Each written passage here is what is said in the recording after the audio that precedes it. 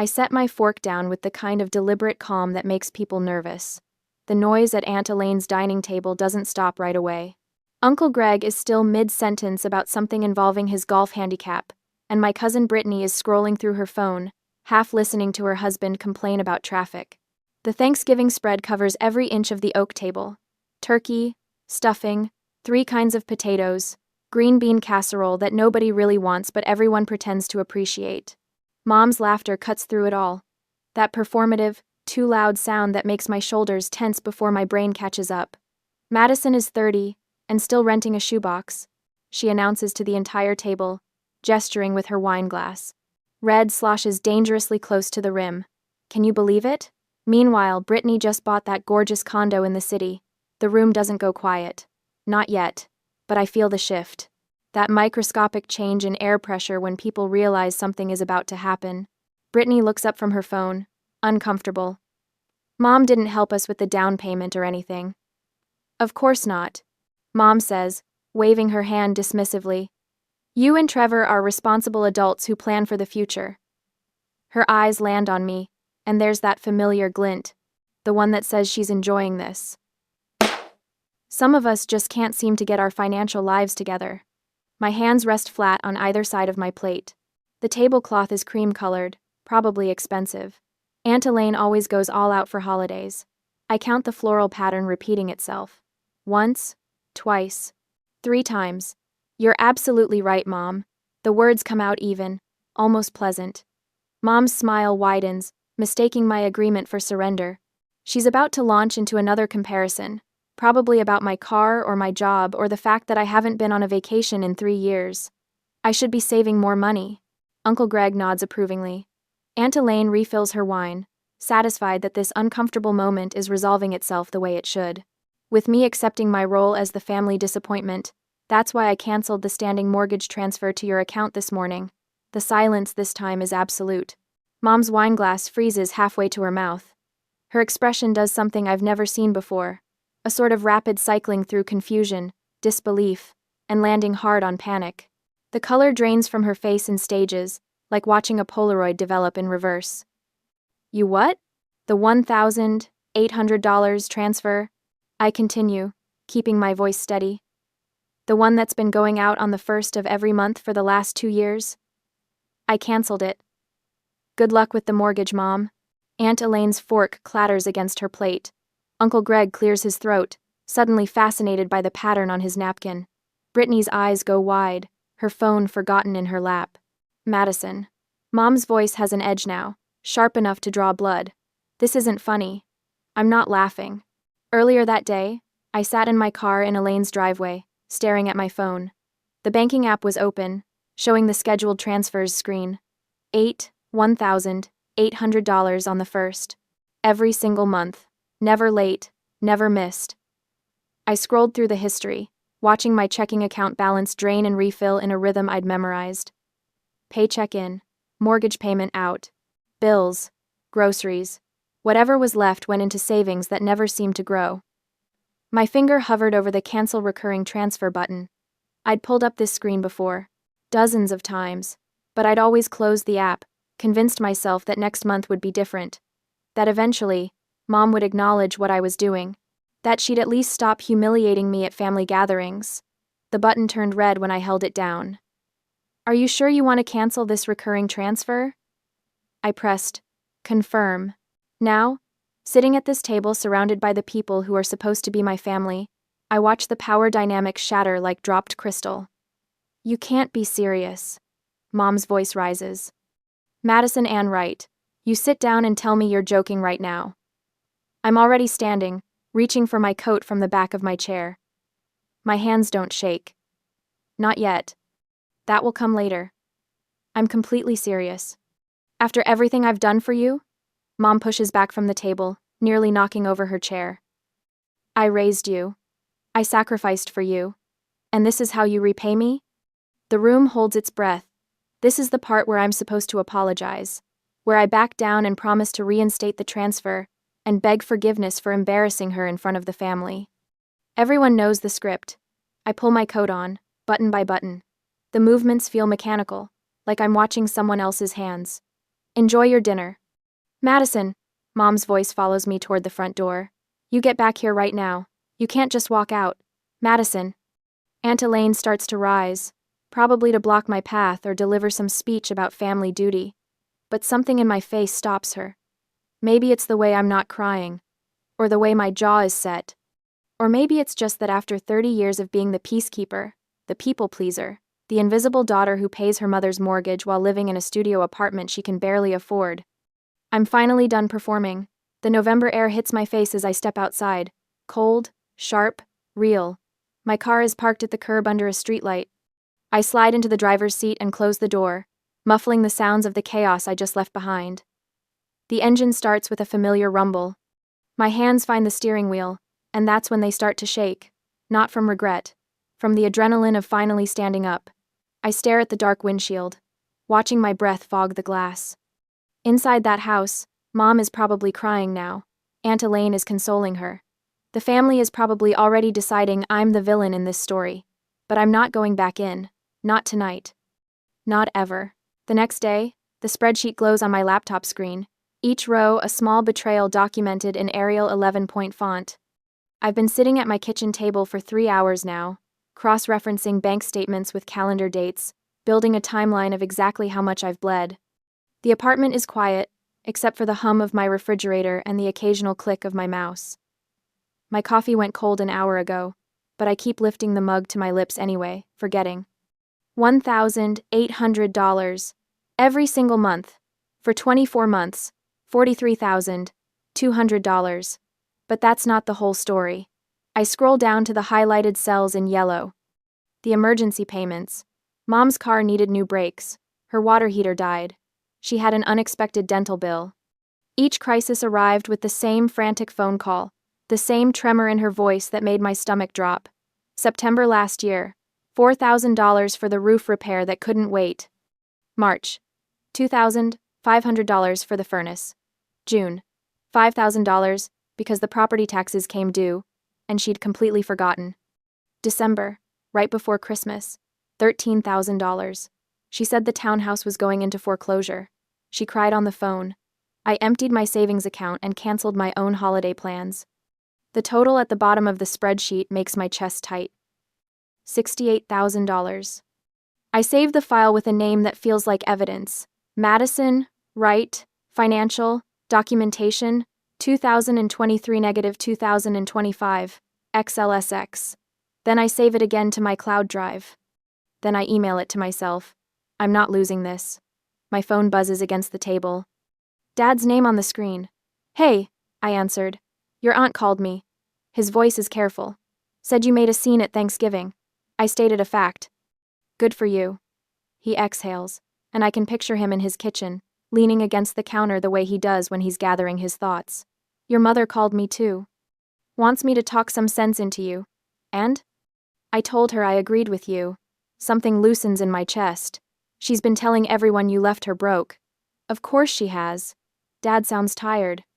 Madison, you know the divorce settlement was 50-50. Right down the middle. The judge made sure of it. Your mother got $230,000. The townhouse was paid off. She had no debt. Where did it go? Where does it ever go? He pauses. That spa membership costs $800 a month. I saw the credit card statements before we split. She was spending $4,000 a month at Nordstrom, getting her hair done every 2 weeks at that place in Belmont, the kitchen renovation that she absolutely had to have, the bathroom remodel. New furniture. She spent the money, Madison. That's what she does. I already knew this. But hearing Dad confirm it makes the spreadsheet on my screen feel less like paranoia and more like proof. Thanks for telling me, I say. I should have told you 2 years ago. His voice drops. But honestly, I thought you were just helping her with groceries or small bills. I had no idea you were paying the entire mortgage until Elaine opened her mouth. He sighs. I'm sorry I didn't ask sooner. Everyone. We hang up, and I'm staring at the spreadsheet again when someone knocks on my door. Sharp, insistent raps that make me flinch. I know who it is before I open it. Aunt Elaine stands in my hallway, still wearing her coat, her face arranged in that expression of righteous concern that makes her look like a church lady about to deliver a sermon. She doesn't wait for an invitation. She pushes past me into my apartment, her eyes scanning the small space with the kind of judgment that catalogs every second-hand piece of furniture, every scuff mark on the wall. "We need to talk," she announces. "Hello to you too. Don't be flip with me, Madison." She turns to face me, and there's no warmth in her expression. No curiosity about my side of things. "Do you have any idea what you've done?" "I stopped paying my mother's mortgage." "You humiliated her. In front of the entire family." Elaine's voice rises. "She's your mother. She raised you. And you threw that in her face like it meant nothing." I close the door. My hand stays on the knob. "Did she tell you how much I've been paying?" "That's not the point. $1,800 a month. For 2 years. Plus another $24,000 in emergency payments." The numbers roll off my tongue. I've been staring at them long enough that they're memorized. $68,000 total. Elaine waves her hand like, I'm talking about pocket change. Family helps family. Does family humiliate family at Thanksgiving dinner? She was just joking. She called me a financial failure. She compared me to Brittany. She does this every time we're together, and I'm supposed to smile and keep writing checks? Your mother is bad with money. Elaine says it like she's admitting something, like this confession should make me sympathetic. Everyone knows that. But she raised you by herself after your father left. You owe her. Dad didn't leave her broke. The divorce was 50-50. Elaine's mouth tightens. She knows. Of course she knows. That doesn't change your responsibility. If you stop paying, she loses the house. Is that what you want? Your mother homeless? I want her to be an adult. She's 55 years old, Madison. She can't just start over. I'm 30. Why can't I? The question hangs in the air. Elaine stares at me, and I see the calculation happening behind her eyes. She's realizing that shame won't work anymore. That I'm not the same person who showed up to Thanksgiving dinner yesterday. If she loses that house, everyone will know it's your fault. She says finally. Your cousins, your aunts and uncles, everyone at church. They'll know you abandoned your own mother. They can think whatever they want. This will follow you. Her voice drops, taking on an almost threatening edge. People talk. Your coworkers will hear about it. Your boss. Everyone will know what kind of daughter you are. I walk to my laptop and turn it to face her. The spreadsheet fills the screen. $68,000 in a cell at the bottom, highlighted in red. Feel free to share that number when you're telling everyone what kind of daughter I am. Elaine looks at the screen. Her jaw works, but she doesn't say anything. I'm done, I tell her. You can leave now. She goes without another word, and I lock the door behind her. Then I sit back down at my kitchen table and open my email. The message takes me 10 minutes to write. I keep it formal, professional. The kind of email I'd send at work when documenting a problem. 2. Carolyn Wright. Elaine Peterson. CC. Richard Wright. Subject. Financial support notice. Effective immediately. I will no longer provide financial support for mortgage payments or other expenses. I have attached documentation showing $68,000 in payments made between November 2023 and November 2025. This decision is final. Madison Wright. I attach the spreadsheet. My finger hovers over the send button for only a moment. The email whooshes away. My phone stays silent for the rest of the evening. No calls, no texts. When I check the family group chat before bed, there are no new messages. Just silence where there used to be constant noise. I look at my bank account one more time. The balance is higher than it's been in 2 years. Next month, it will be higher still. The price of that number is the silence on my phone, the ostracization that's already starting. But for the first time in 24 months, I can breathe. On Monday, the notification pops up on my phone during lunch break. A coworker tagged me in a comment thread. I don't even need to open it to know what's happening. My stomach drops before my brain catches up, that familiar sick weight settling somewhere behind my ribs. The post is public. Of course it is. Mom has never believed in handling family business privately, not when there's an audience to manipulate. Her profile picture shows her at some charity gala from 3 years ago, wearing a dress I now realize I probably paid for. The text is long, rambling. The kind of emotional vomit that people scroll past unless they know the players involved. Some people don't understand what it means to honor your parents. It begins. After everything you sacrifice, After all the sleepless nights and hard choices, after giving up your own dreams to raise them right, they just walk away. Abandon you when you need them most. I'm getting older. I won't be here forever. But I guess that doesn't matter to some people. She doesn't name me. She's too smart for that. But she's tagged Anna Lane, Uncle Greg, 3 cousins, and half a dozen family friends, people who were at Thanksgiving, people who know exactly who she's talking about. The comments are already rolling in. Sympathetic emojis, praying for you and stay strong, and some children just don't appreciate what they have. Mrs. Henderson from 2 doors down wrote, "You deserve so much better." I lock my phone and set it face down on my desk. The spreadsheet I was working on blurs in front of me. "Hey, Madison?" I look up. Jessica from accounting is standing in my cubicle entrance, her expression carefully neutral. The kind of neutral that means she's seen something and doesn't know how to bring it up. "I just wanted to check if everything's okay. I saw your mom's post and..." Heat floods my face. Not embarrassment exactly. Something sharper. The realization that my personal crisis has officially leaked into my professional life. I'm fine. The words taste like cardboard. Family stuff. You know how it is. Jessica nods, but her eyes hold that look. Pity mixed with curiosity mixed with judgment. She's wondering what I did to deserve a public shaming from my own mother. Whether there's truth to the ungrateful daughter narrative my mother is spinning. "If you need anything," Jessica says, backing away slowly. After she leaves, I pull up the post again, read through the comments, watch the likes climb. 43 people have validated mom's victimhood in the span of 20 minutes. My fingers move on autopilot, typing out a response. A clear, factual explanation of the last 2 years, the mortgage payments, the manufactured emergencies. The casino receipts I haven't even shared yet.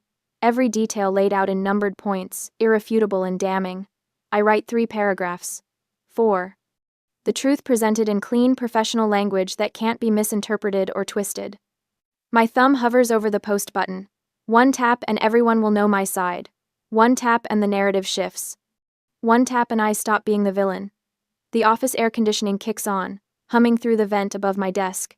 I stare at my drafted response, reading it over twice. Then I highlight all of it and hit delete, because that's exactly what she wants. Mom doesn't care about the truth.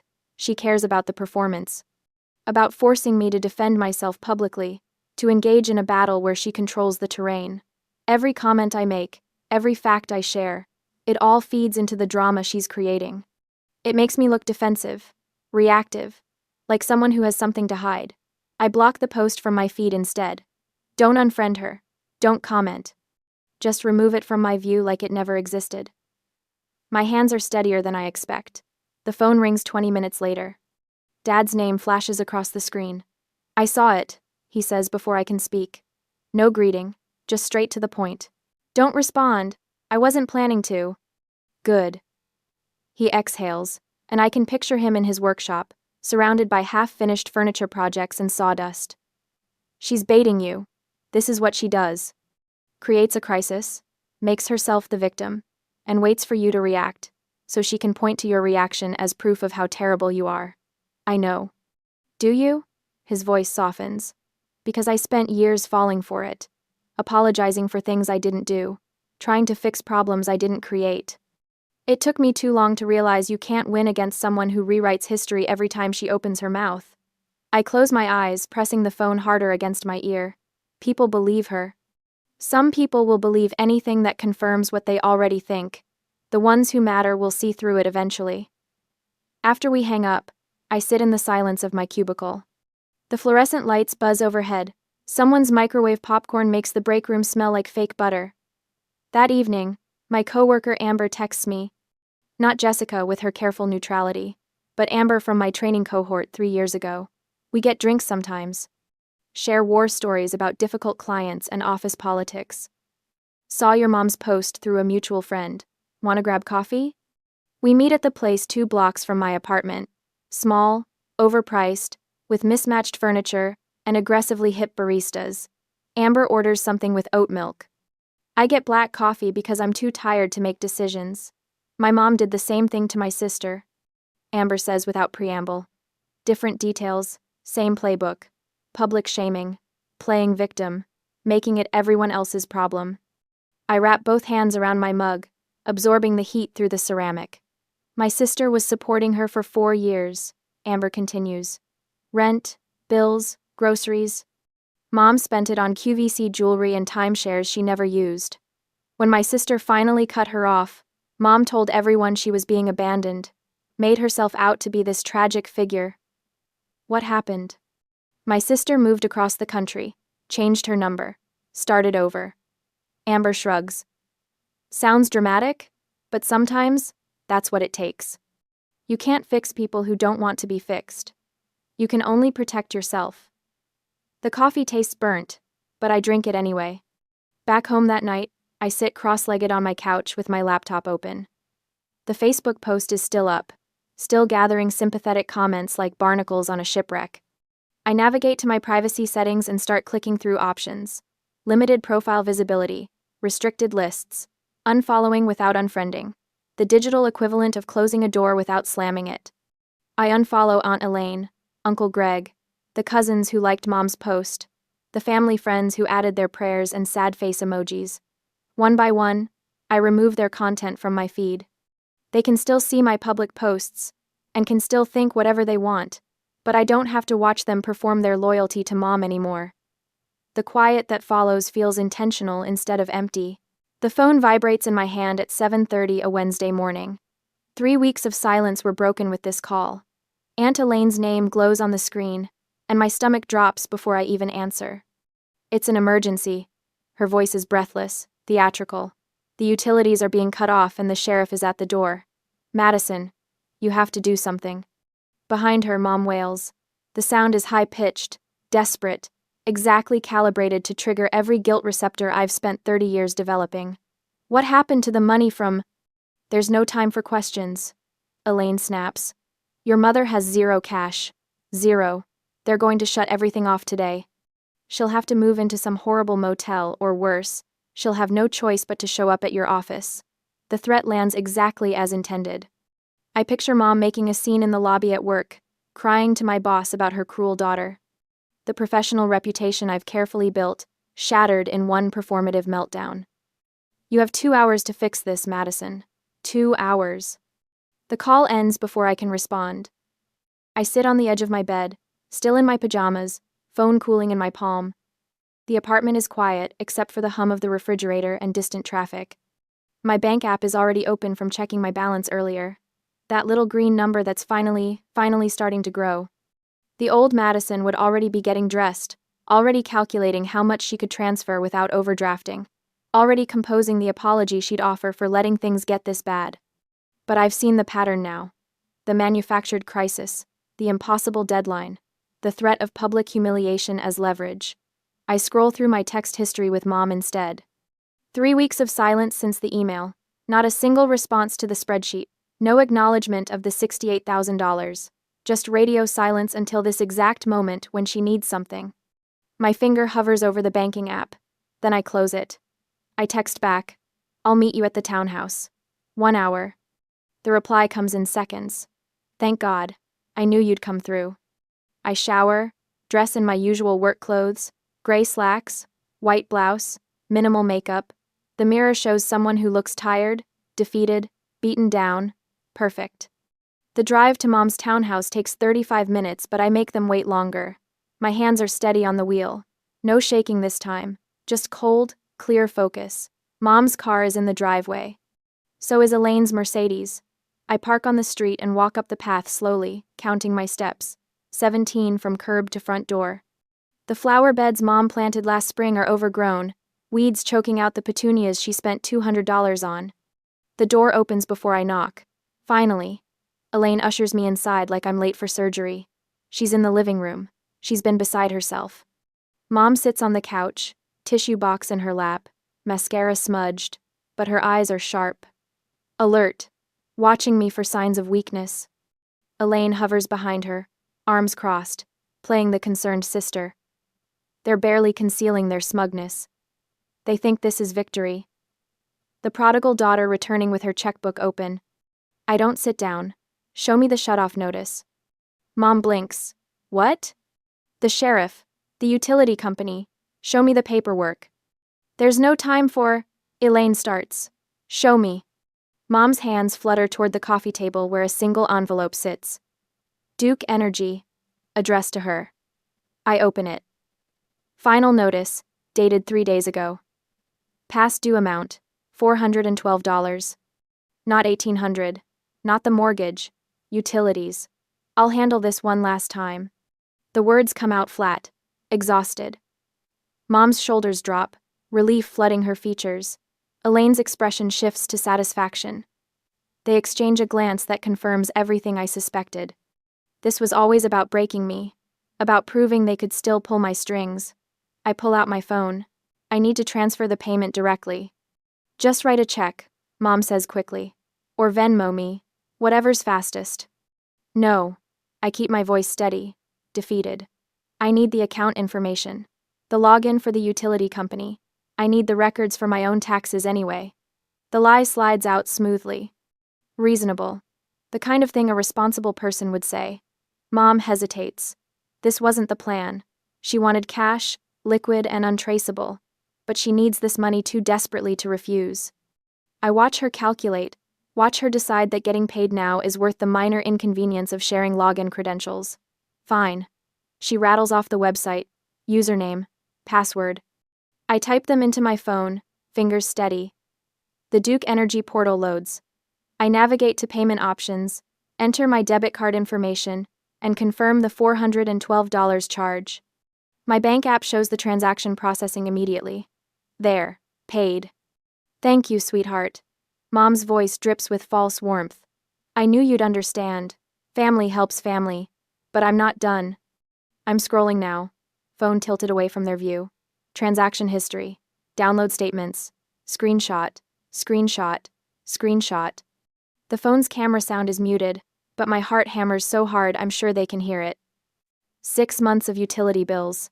Paid on time, every month, no late fees until this one. I keep scrolling, downloading, documenting. Mom is already talking to Elaine about something else, her crisis resolved. They think this is over. They think the ATM is open again. I should go. I pocket my phone. I have work. Of course. Mom doesn't stand to walk me out. Thank you, Madison. I know things have been tense, but this really means a lot. I don't respond. Just head for the door, hand steady on the knob. Outside, I don't drive away immediately. I park down the street where my car isn't visible from the townhouse windows. My phone is hot in my hand, screen glowing with the utility account still open. The login credentials work for more than just Duke Energy. I navigate to her bank account, the one she gave me access to under the guise of paying bills. My thumb hovers over the transaction history. Then I tap it. The numbers that load make my breath catch. 2 days ago. ATM withdrawal. The Emerald Casino. $2,000 in cash. The day before the emergency. The day before she claimed to have zero money. The day she and Aunt called me. I scroll further back. More casino withdrawals. Luxury purchases at department stores. Spa memberships. Monthly charges that paint a picture of someone who never intended to pay her own bills. Someone who spent the mortgage money knowing exactly who would cover the shortfall. I screenshot everything. Every transaction. Every date. Every location. The evidence downloads to my phone in a neat, devastating timeline. Inside that townhouse, Mom and Elaine are probably celebrating. Probably already discussing what the next emergency will be. Home repairs, maybe, or car trouble. Whatever story sounds urgent enough to open my wallet again. But I'm not crying. I'm smiling. My fingers fly across the screen, creating a new folder. Evidence. I drop every screenshot inside, then back it up to cloud storage. 3 copies, each one a bullet I didn't know I'd need until this exact moment. The trap isn't just armed anymore. It's loaded, aimed, and ready. Let's see what else you've been hiding, Mom. I start the engine and pull away from the curb, leaving the townhouse and its occupants behind. My phone sits in the cup holder, screen dark now, containing the truth they never meant for me to find. The ATM isn't open. It's about to permanently close. The text comes through 4 days after I paid the utility bill. Mom, Madison, I need to talk to you about something urgent. My car is making a terrible noise, and the mechanic says it needs $1,200 in repairs immediately. I can't get to work without it. I stare at the message while my coffee goes cold. The same urgency, the same breathless crisis, the manufactured panic that used to send my heart racing and my fingers flying to the bank app. Not anymore. I scroll through the screenshots I took while logged into her account. Transaction after transaction, each one telling a story she never wanted me to read. The grocery store charges are reasonable enough. The utility payments are there, smaller than she claimed. But then there are the other ones. The luxury spa, the designer outlet mall, the wine bar downtown that charges $18 for a glass of Pinot. And the big one. The devastating one. The Emerald Casino. My thumb hovers over the reply button. I could ignore this, block her number, move on with my life and let her figure out her own messes. But she won't stop.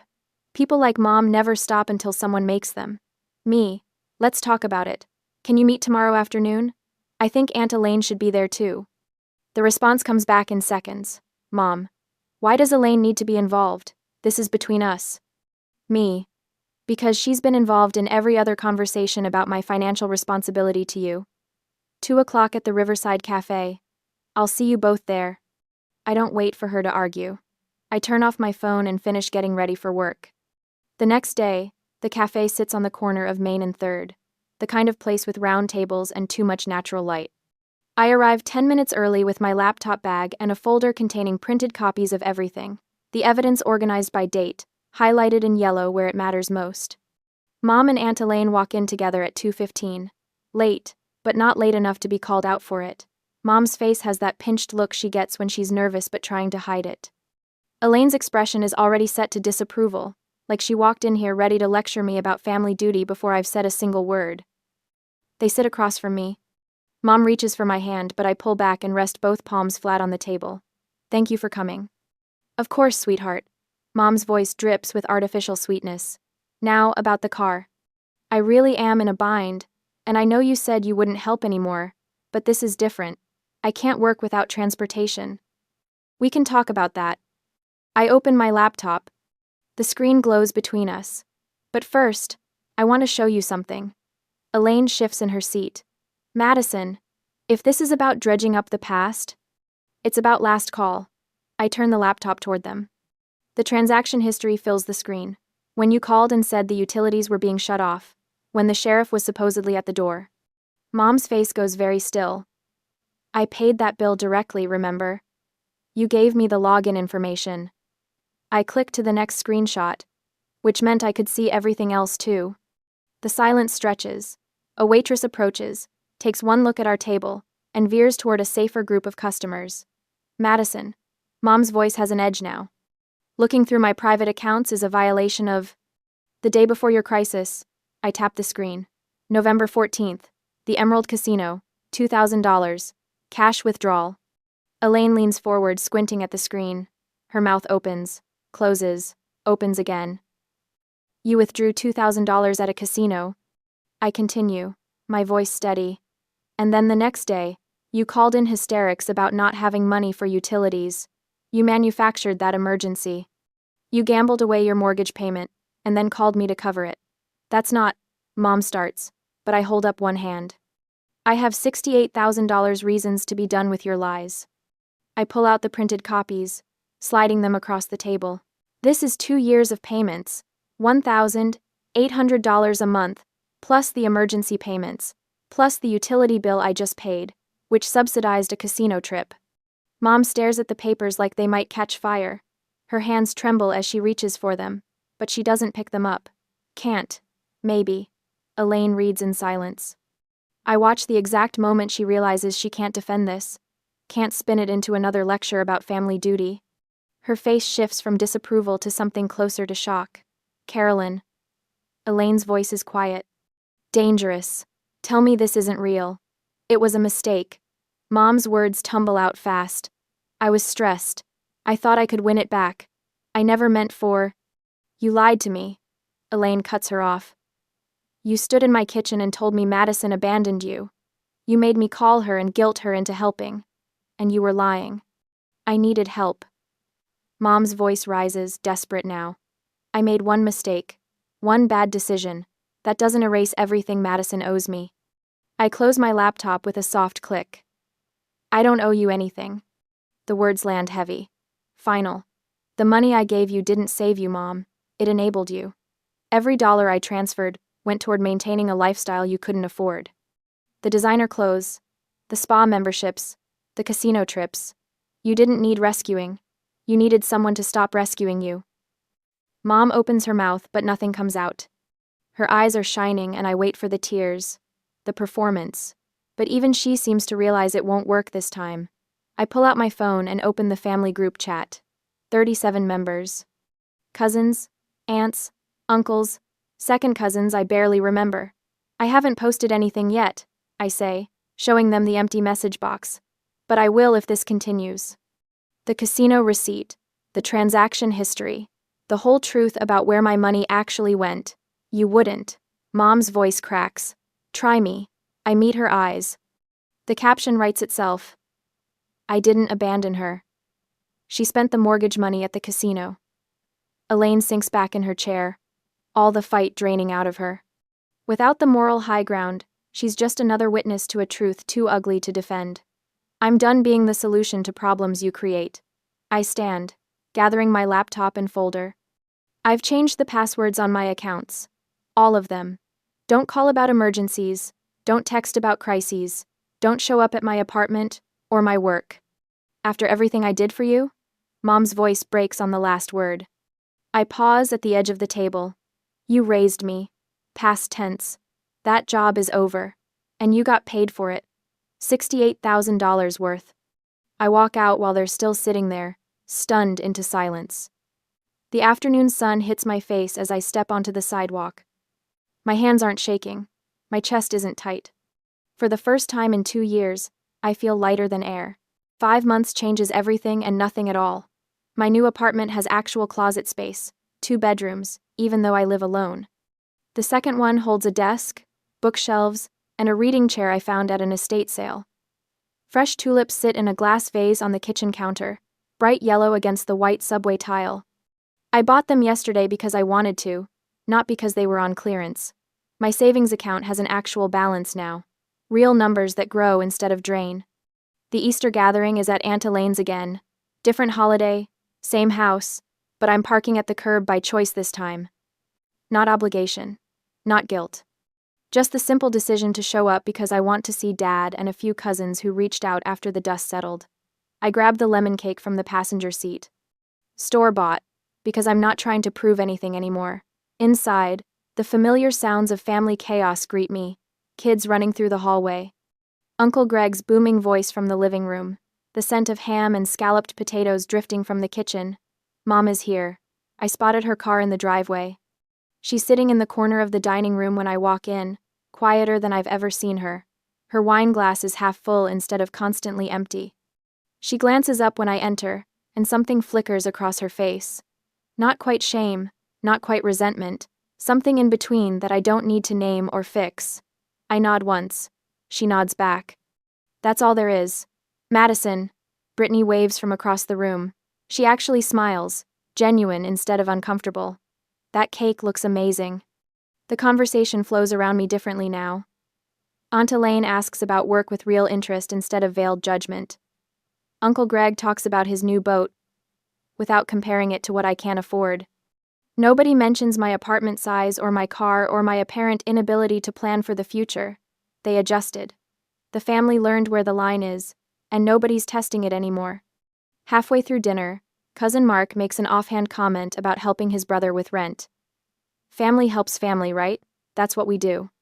The table doesn't go silent, but I feel the slight shift, that microscopic awareness of weight behind those words. I set down my fork, take a sip of water, and smile. No tension in my shoulders. No calculating how to escape. Everyone's responsible for their own finances.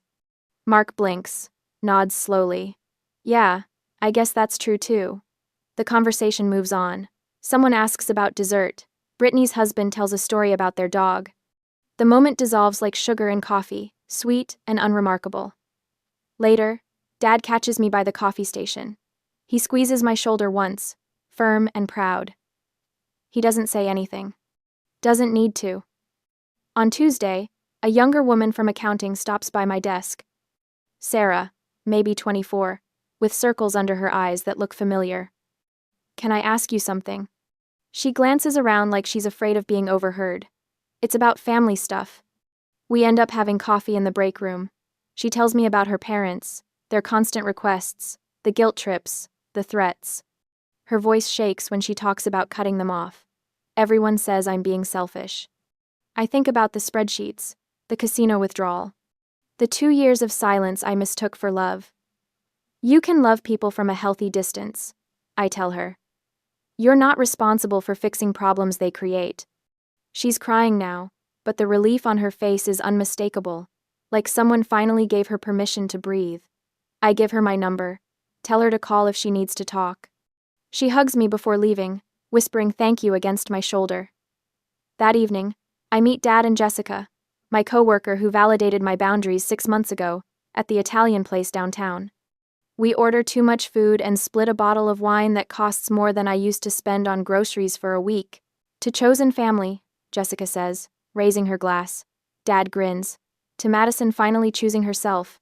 We clink glasses, and the sound rings clear. Driving home, the sunset spreads across the horizon in shades of orange and deep pink.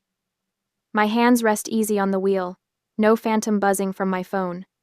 No checking the rearview mirror like Mom's going to appear. My laptop sits open on the passenger seat, browser tabs still visible. One shows a photography course starting in June. Another has flight prices to Colorado. The voice in my head sounds different now. Steady, instead of anxious. Clear, instead of conflicted. Family helps family, I say out loud to the empty car.